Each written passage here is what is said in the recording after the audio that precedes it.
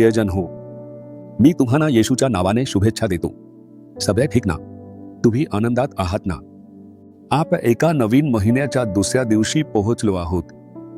हे ठिकाण पाहिलंत का? खूप सुंदर आहे ना? खरंच खूप छान आहे. हे कुठे आहे असं बरेच जण विचार करत असतील, नाही का? केरळ राज्यात मुन्नार नावाचं एक ठिकाण आहे. ते तामिळनाडूपासून फार दूर नाही. या मुन्नारला आलात की हे डोंगराळ आणि इस्टेटचे क्षेत्र खूपच सुंदर आहे. हेच या भागात सर्वात पहिल्यांदा तयार झालेलं इस्टेट आहे असं सांगतात. 1873 सालामध्येच अत्यंत विचारपूर्वक हे खास तयार करण्यात आलं होतं. त्यामुळे आता तुम्हीच विचार करा आणि बघा. खूपच सुंदर आहे.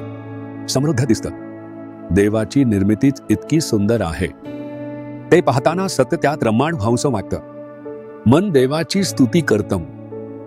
तुम्हीही अशा सुट्टीच्या दिवशी अशा ठिकाणी जाऊन देवाची स्तुती करून आनंद घ्या. कुटुंबालाही सोबत घेऊन जा. तुमच्या संपूर्ण कुटुंबाला सोबत घेऊन 2-3 दिवस अशा एखाद्या अतिशय सुंदर ठिकाणी नक्की फिरायला जा. त्या सौंदर्याचा आस्वाद घेऊन देवाची स्तुती करा.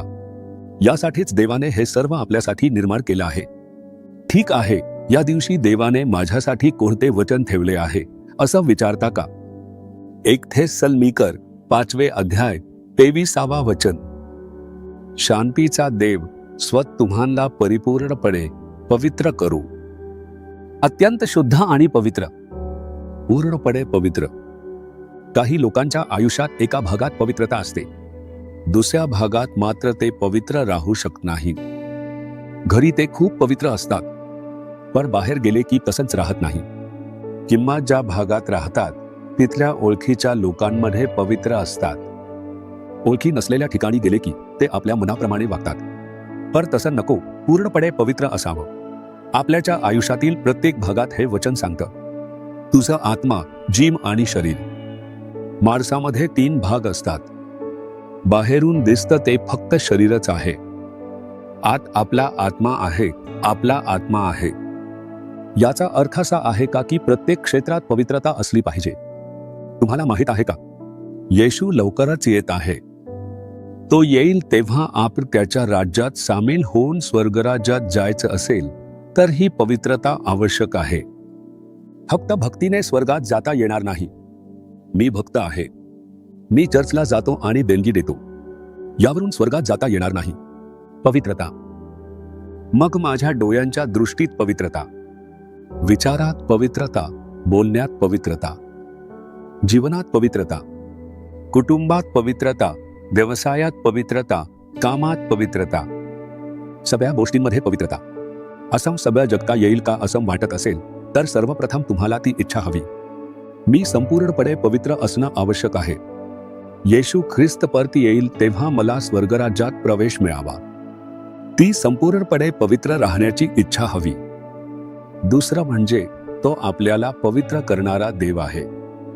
आपल्या स्वतःच्या शक्तीने पवित्र जीवन जगता येत नाही. विश्वास ठेवावा लागतो. तोच मला पूर्णपणे पवित्र करणारा देव आहे.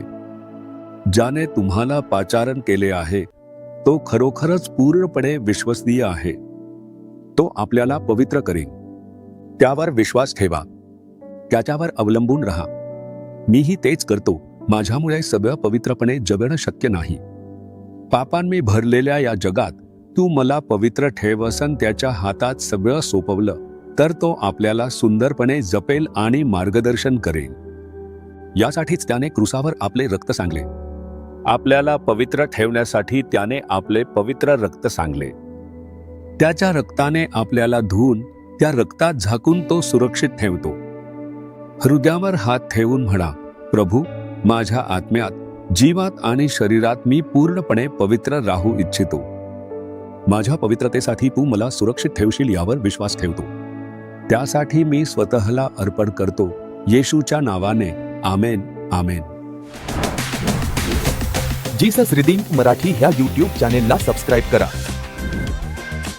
सबस्क्राईब बटनावर क्लिक करा आणि बेल चिन्हावरही क्लिक करा. दररोजच्या नवीन कार्यक्रमांची माहिती मिळवा.